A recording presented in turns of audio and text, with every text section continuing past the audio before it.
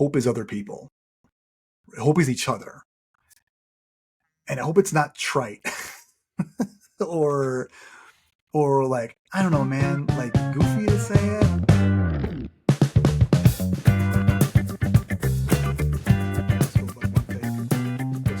Perfect. Greetings. You are listening to the RF Fitness Podcast, the show where I yell about fitness, fatherhood, fantasy gaming, and everything else. I'm your host, Rob Finlayson, certified older brother, fitness coach, and hopeful person for once in a long while. I'm not here with the co-host, but I want to let you guys know right now that it is not too late. It's not too late. Not too late for what, you ask? To go to the gym, to resist, everything. He gestures to the environment overall, to throw away, to grow, to be brave, to rest, etc. It's not too late, listeners. I saw Superman, the new Superman film, last weekend, and it changed my brain chemistry. I only cried twice during the theater. I managed to go by myself because the girls were out of town for a family thing. So I thought I was going to have all kinds of time to myself. Turns out on Saturday I had a little bit of time to go see a movie by myself, and that movie was Superman. And boy howdy, we need this movie right now, the royal we. I and probably you could really use this film. I'm not a big Superman fan overall. Like, I like comic books. I'm more of a Marvel guy, whatever. I've never been super duper into the other movies. I haven't even seen Christopher Reeves, Superman's. Don't hate me, guys. I liked Brandon Routh's Superman Returns. I did not like the Man of Steel Superman movies. But this new Superman absolutely kicks ass. It whips ass, dude. Left, right, and center. We really need it right now. If you haven't seen the film, you've probably seen some of the memes if you're at all involved with comic book stuff. Where hope and joy and kindness are the real punk rock. It's a conversation he has in the film.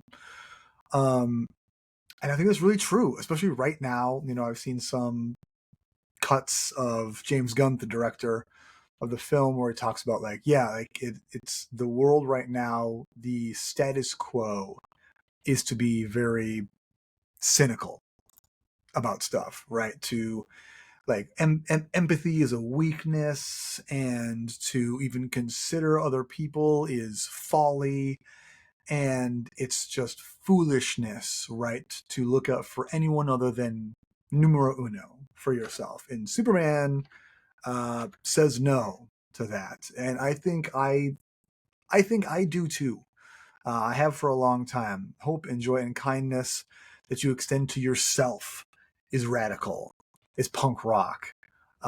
It's a powerful thing to be able to extend the grace you give to others to yourself. And this is something that I need to work on a lot. I am, I think, a classic, like, overly empathetic, high achieving, seeking, like excellence seeking ADHD person, Leo, however you want to say it. We're like, of course a person needs to rest. Of course it's okay to come up short sometimes, to learn, to fail, to realize that there's a moment that what you have right now is insufficient, and you need to rest, recover, get better, and come back and try again stronger. That's for other people. For me, no. If I fuck up, it's because I'm an idiot fuck up. And that's the whole thing I got to deal with right now. But I'm working on extending that same grace and kindness to myself as well, to be a much more productive and healthy and happy person. And you know what? It's not too late to do that, even though I am now 37, being very close to 38. Hashtag Ragnarok 2025 is coming up. It's just a few weeks away. And I guess to say it's not too late, mostly because we have to try, right? Trying is a thing. It's not, I don't want to say that it's not too late to do a thing. I think it's usually never too late to try a thing. We have to try. If we are able to, I think we have to try. We have to try to save the environment. We have to try and resist fascism. We have to try and create a world that is better than what we have now for our children. We have to try and build community gardens so that we can share with our neighbors. We have to try and take responsibility for what's happening in our block. We have to try and be a villager in order to have a village, right? Our oppressors push so hard on us because they need us. They push so hard because they need to, I should say, right? Because we are fighting back stronger than they want us to, stronger than they expect. Like you see this constant escalation in force. They wouldn't need to escalate if we weren't giving them the fucking business, you know? The only reason they keep getting bigger and bigger with this stuff, more and more force, more and more cruelty, more and more chaos, is because we keep fucking fighting them. And the reason they have to keep doing more is because we keep beating them at where they're at. It's an arms race, right? And we'll always win as long as we keep fighting, as long as we keep trying, right? You can choose to move more today. You can choose to pursue your purpose earnestly. You can choose to make art or engage with art. You can choose to eat more vegetables. You can choose to drink more water today. You can choose to put down a soda pop and pick up a black coffee. You can choose, right? Again, to talk about Superman, it's your choices that make you who you are. It is not your nature or where you're from or who raised you or what the world says you are. What matters is your choice, your behavior, what happens inside of your head and with your actions, right? You could go out. So I thought a lot about this. It's not too late. I thought a lot about this as it pertains to environmentalism. That's something that's like my core like platform thing is like environmentalism and education. As far as like any politic, everyone has their thing, right? If it's social justice, great, or energy, or the economy, jobs, what have you. Mine is environmentalism and education. I think those two things are intrinsically linked, and without those two planks on a platform, literally nothing else matters. Because without an environment, there's no constituents. Without an education, you can't have the environment, because people are going to be too fucking stupid to understand that that this is going to have to be priority number one, and all other things. I'm getting off on a diatribe already. All social justice is environmental justice, right? Like racial equality is environmentalism, and environmentalism is social justice. It's all the same thing, you guys. But like I was saying, it's not too late to try at this. You know, I've seen things where we've hit the 1.5 degrees already. We're past the point of no return. So now what? Like just like fuck it and give up? That ain't me. Couldn't be me, homie. You could go see a whale today. You know what I'm saying? You could swim in a clean river today. You could climb a mountain and see clouds and have a hike and watch animals and have an experience in nature that will fundamentally change the way you look at life to fucking day. It's still there. And if it's still there, you can still save it. And if we can still save it, we have to try. We have to try. And I want to extend that same fervent, enthusiasm, the fire to you. You have to try. You have the ability. You are still here. Your body still exists in space. You are still subject to the laws of entropy and chemistry and physics, you know? It's not too late to try and get stronger. It's not too late to try and lose weight. It's not too late to change the way you have a relationship with food or with exercise or with sport or anything about this. If you are alive to listen to this podcast, it's not too late. You still have time. But what to do first? That's the big question. What first? Gosh, I feel really achy today and tired as heck. I know I should exercise more, but I just can't seem to make the time and wouldn't know what to do if I could. What if I just waste my time, or worse, hurt myself? And diet? Forget about it. The kids only eat fruit paste and pistachios this week, so I'm hanging on by a dang thread. I wish I could offload all the mental load to someone with over a decade of experience helping burnt out parents like me make small changes that lead to big differences.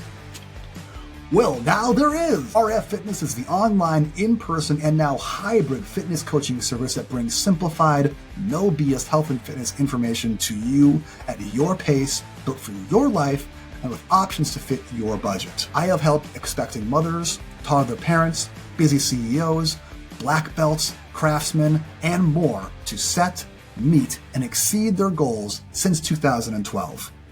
I'm actively seeking new clients for one-on-one hybrid and in-person coaching, and there's always room for more on my online personal training stable and on the team workouts. You can head to rffitness.net or click on the link in the show notes to learn more and schedule your free consult with me today.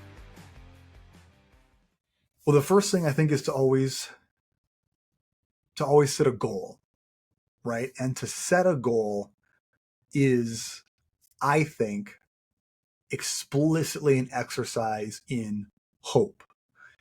And that's really important because you are assuming there is a future in which you can accomplish this thing. I guess there's a conversation to be had about making SMART goals, specific, measurable, attainable, realistic, time-based goals. But I think even that is less important than just having one at all. Even a quote-unquote impossible goal. To dream the impossible dream, right? To fight the unbeatable foe, to march into hell for a heavenly cause. God, I love that fucking song so much. I love that entire show. But to set a goal of any kind is an exercise in hope because you are telling yourself, you're saying at least to yourself, there is a future. And there's a timeline long enough where I accomplish this thing, where I lose 100 pounds, where I raise this child in a healthy environment, where I don't open the news on my phone and immediately get into a depression spiral because I don't have to care too much about what my politicians are doing because they're just doing their fucking jobs. It's not too late. You can set that goal. You can make that a goal and you can work towards it. You can do it now. You can say it out loud. Say out loud the thing that you want to make it real. I want to make $1,000 a month with RF Fitness by the end of the year. I can scale that. Is it doable? Yeah, probably. Is it hard? Yeah, definitely. Because I haven't done that yet. That's not where my business has scaled to just yet. I just had a great call earlier today with a fellow business owner, gym owner, really, really smart person, great person. And she was really, just in our very short call, kind of coached me up a bit and said like, hey, like you're worth more. And I was like, you know what? You're right. Yeah. I think I literally said like, are you telling me I can collect the surplus value of my labor for my business? Yes, comrade, you can. Which kind of rolls into my next point, which is that I personally am really bad at asking for help. And I think this is not uncommon. I don't know if it's like a generational thing. Probably not. Or if it's like a personality thing. It probably is. I'm very used to relying on myself and only myself to accomplish pretty much anything that I want done in a certain way. I think that probably is not uncommon in someone who winds up being an entrepreneur or a creator, or a creative person, I should say, in any way. Like I have this specific vision and I want to do it. But more than that, it's just like if I want anything to be done, like it feels like I have to do it myself. Like I just don't ask for help on anything, like ever. I hate it. I hate asking for help so much for so many reasons. We can dig into that later. If any psychologists are still listening, let me know what's wrong with me. Why do I hate asking for help so much? But the thing of that is that it is kind of a lie. Like that I tell myself I hate asking for help, that I tell myself that I don't ask for help because I'm getting it anyways. No man is an island, and my situation is this like timelines, like generations long confluence of efforts by my ancestors. You say that, but I really mean like my parents and my wife's parents, and the efforts, both direct and indirect, of the people in my life and the people in those people's lives and those people's lives. Like these ripples all coincide. And really, we need each other. again, the royal we need each other to really accomplish just about anything. So if I say like, I built RF Fitness all by myself, I didn't ask for help from anyone. It's a completely raw, like only my fingerprints are on this thing. And that is probably like 96% true, right? For like the parts of it that really matter. But like, I had the time to put this together because Mo's job allows us to be a bit more financially stable. I had the ambition to put this together because I was raised in a household that encouraged my creativity and my independence. I had the like mental acuity to put together a business at all because I can read and do math, because I again grew up in a household that valued education so much that my ability to do reading and arithmetic and writing was like really emphasized, and that really comes out in these large parts of my job.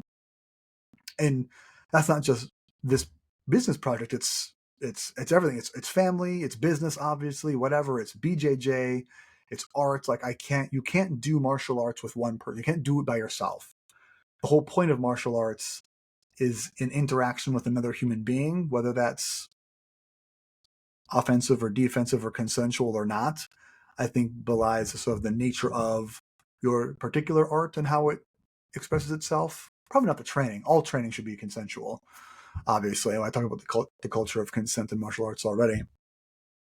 But what I really want to get at, what I'm drilling down to here, is that in order to accomplish anything, in order to accomplish a goal, you need other people.